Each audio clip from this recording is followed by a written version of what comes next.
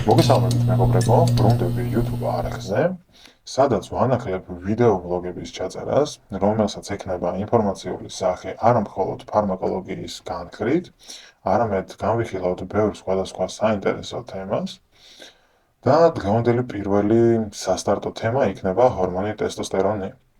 ზოგადად გავარჩევთ თუ რა არის ეს ჰორმონი, როგორ ხდება მისი გამომუშავება, როგორი რაოდენობით ხდება მისი გამომუშავება ასაკთან მიმართებაში, რა როლს ასრულებს იგი ადამიანის ორგანიზმში და რა მნიშვნელოვან ცვლილებებს განიცდის იგი ასაკის ზრდასთან ერთად. ვიდეო სავარაუდოდ იქნება ცოტათი ხანგრძლივი, მაქსიმალურად შევეცადე რომ ყოფილიყო ხანმოკლე და ინფორმატიული, ასე რომ მოემზადოთ და დავიწყოთ განხილვა.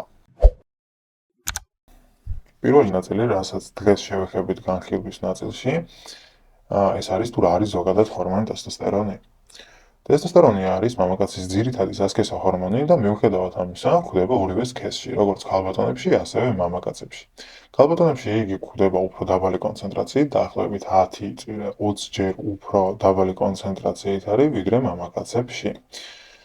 იგი მიეკუთვნება ანაბოლურ და ანდროგენულ სტეროიდულ ჰორმონებს, რომელიც მამაკაცის ორგანიზმში მონაწილეობს მეორადი და პირველადი სასქესო ორგანოების და სასქესო ნიშნების განვითარებაში, კუნთოვანი მასის ზრდა განვითარებაში, თმოვანი საფარველის განვითარებაში, ძვლოვანი სტრუქტურის სიმტკიცის ჩამოყალიბებაში და რაც საკმაოდ მნიშვნელოვანია, იგი ასევე ეხმარება მამაკაცს გამრავლების პროცესში, რადგან იგი ასევე ასტიმულირებს და დიდ როლს თამაშობს სპერმატოზოიდების წარმოქმნაში. გავიხილოთ მისი ბიოლოგიური ბუნება. ქიმიური თვალსაზრისით ეს არის სტეროიდული ჰორმონი, რომელსაც ახასიათებს შესაბამისი ქიმიური ფორმულა და იგი დასტიმულირებული არის, ან წარმოიქმნება იგი ქოლესტერინის მოლეკულიდან ლეიდინგის უჯრედებში.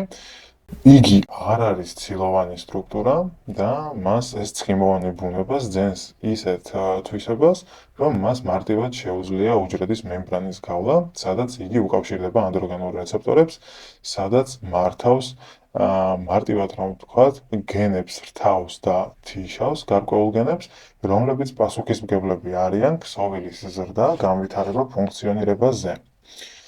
იგი ასევე მიეკუთვნება ანაბოლურ ჰორმონებს, რომლებიც ორგანიზმში ანაბოლურ რეაქციებს ასტიმულირებენ, ანუ ერევა მეტაბოლურ რეაქციებში და ანაბოლიზმის დროს ძირითადად ხდება ახალი მაღალ მოლეკულური ნაერთების წარმოქმნა, როგორც არის მაგალითად გაძლიერებული ცილის სინთეზი, უჯრედების და ქსოვილების განახლება, კუნთოვანი მასის ზრდა, განახლება, განვითარება და ასე შემდეგ.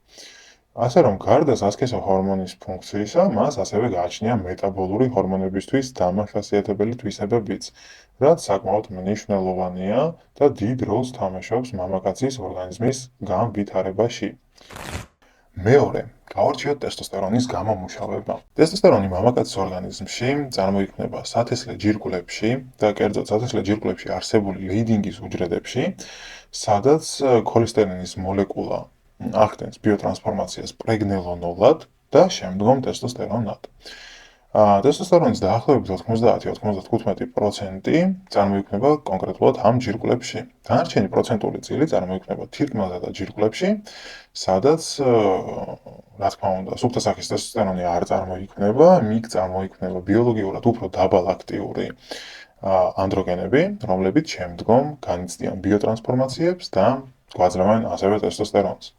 საპირისპირო სქესში, ანუ ქალბატონებში, სიტუაცია ცოტა უფრო რთულად გვაქვს. სუფთასახის ტესტოსტერონი გვხვდება ძალიან მცირე რაოდენობით, რომელსაც წარმოქმნის საკვარცხლები და საკმაოდ მცირე რაოდენობით, ასე რომ სისხლში ის პრაქტიკულად არ გადაისროლება. მეორე, სადაც ხდება ხოლმე ტესტოსტერონის წარმოქმნა და უფრო ტესტოსტერონის არ, რადგან გავარჩიეთ, რომ თირკმელსა და ჯირკვლებში გამომუშავდება ბიოლოგიურად უფრო დაბალაქტიური ანდროგენები, ასევე ქალბატონების ორგანიზმშიც იგივენაირად არის მდგომარეობა. და მესამე, რაც გვეხმარება ტესტოსტერონის მიღებაში, ეს არის პერიფერიული ქსოვილები, ან ცხიმები, კუნთები, კანი და ასე შემდეგ, სადაც ამ ბიოლოგიურად დაბალაქტიურ ანდროგენებს იკავშირებენ და ატრანსფორმირებენ მათ ტესტოსტერონად. რა თქმა უნდა, ტესტოსტერონი კი ძირითადი ჰორმონი არის მამაკაცებისთვის, თუმცა ქალბატონების ორგანიზმის განვითარებაშიც გაბულობენ მონაწილეობას.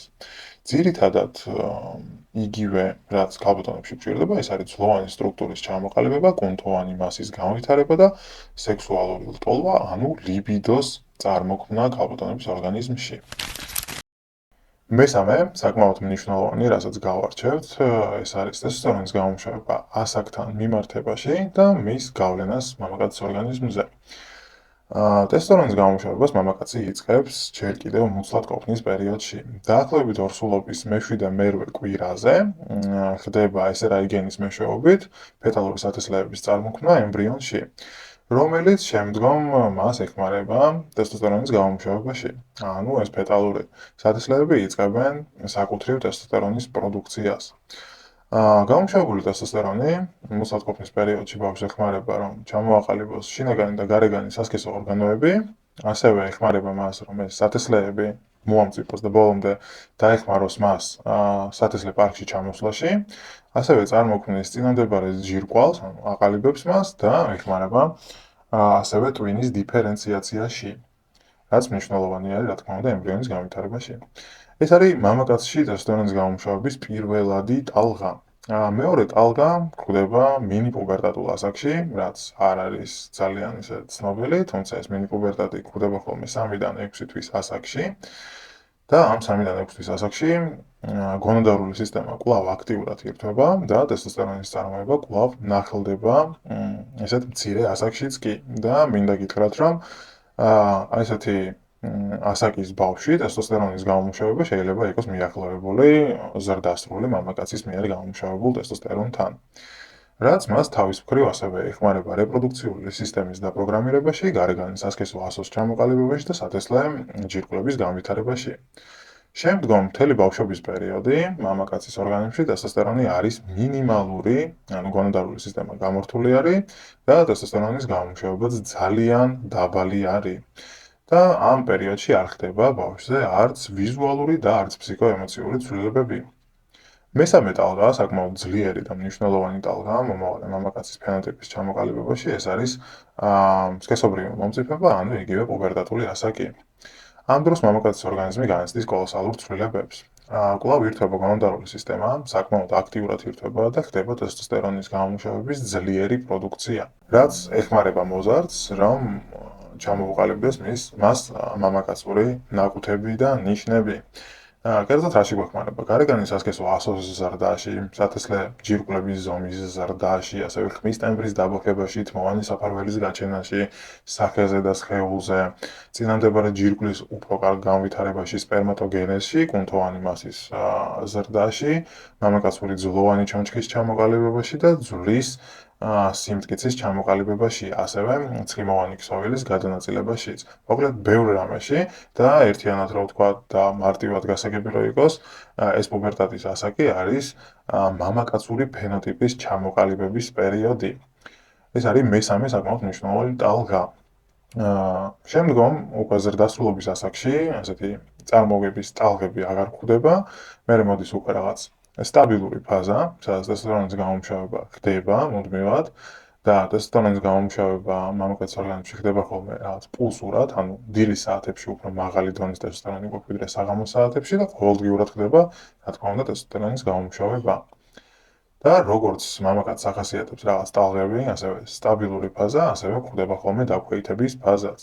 დაქვეითების ფაზა გვხვდება დაახლოებით 30-დან 40 წლის ასაკ მამაკაცებში, სადაც ტესტოსტერონის დაქვეითება ხდება ხოლმე წელიწადში 1%-ით.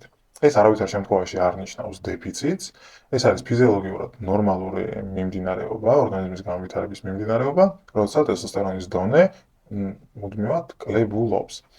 ზოგ შემთხვევაში ხდება ხოლმე ესეთ ასაკში მედიკამენტოზური ჩარევაც, თუმცა დღევანდელი ვიდეოს თემა არ მოიცავს რაღაც მედიკამენტოზურ მკურნალობას, უბრალოდ ინფორმაციული სახე აქვს. და ბოლო ასაკი, ეს არის უკვე სიბერეს ასაკი, დაახლოებით 60-70 წლის მამაკაცებში, კი, ხდება ტესტოსტერონის გამომშრალება, თუმცა უმეტეს შემთხვევაში ტესტოსტერონის გამომშრალება ხდება ხოლმე არასაკმარისი რაოდენობით. თუმცა რა თქმა უნდა, აქაც გვხვდება ხოლმე გამონაკლისები, რომ 60-70 წლის მამაკაცებს აქვს საკმაოდ ნორმალური ტესტოსტერონი და საკმაოდ კარგი სპერმატოგენეზი. თუმცა სტატისტიკურად გვხვდება ხოლმე ტესტოსტერონის დაქვეითება და აქ აუცილებელია რომ გავარჩიოთ დაქვეითება როგორი ხარისხის არის. ფიზიოლოგიურად ნორმალური დაქვეითება, რომელიც ნორმად ჩაითვლება ასაკიდან გამომდინარე, თუ ჰიპოგონადიზმი, რომელიც უკვე პათოლოგიური მდგომარეობაა და საჭიროებს რაღაც ასევე მკურნალობის დანიშვნას. მოკლედ, ეს იყო რაც მინდოდა რომ თქვენთვის მეამბო ტესტოსტერონის შესახებ დღეს ამ ვიდეოში. არ დაგავიწყდეთ რომ იაქტიუროთ კომენტარებში, ასევე იაქტიუროთ პირად შეტყობინებებში დასვით თქვენთვის სასურველი და სასიამოვნო კითხვები, რომელზეც გაინტერესებთ პასუხი. გავარჩევთ საკმაოდ დეტალურად და გვექნება ხოლმე ცალკეული ვიდეოების ჩაწერა კითხვაზე პასუხი. ასევე გამოიწერეთ არხი თუ თქვენთვის საინტერესო არის ეს კონტენტი, რომ ჩემთვისაც იყოს ეს რაღაც ტრიგერი, რომ გავაგრძელო ესეთი კონტენტის გადაღება და ძალიან სასიამოვნო იქნება ჩემთვის თუ მოიწონებთ ვიდეოს ან გადააზიარებთ ხოლმე სოციალებში ან თქვენს მეგობრებს გადაუზიარებთ ხოლმე. მადლობა მეგობრებო ყურადღებისთვის. ხო, შემდეგი თემა, რაზეც შევხვდებით, ეს არის ტესტოსტერონის დეფიციტი და მასთან დაკავშირებული პრობლემები და ასევე მასთან დაკავშირებული სიმპტომები. და ეხლა უკვე მართლა მადლობა მეგობრებო ყურადღებისთვის, გემშვიდობებით, მომავალ შეხვედრამდე.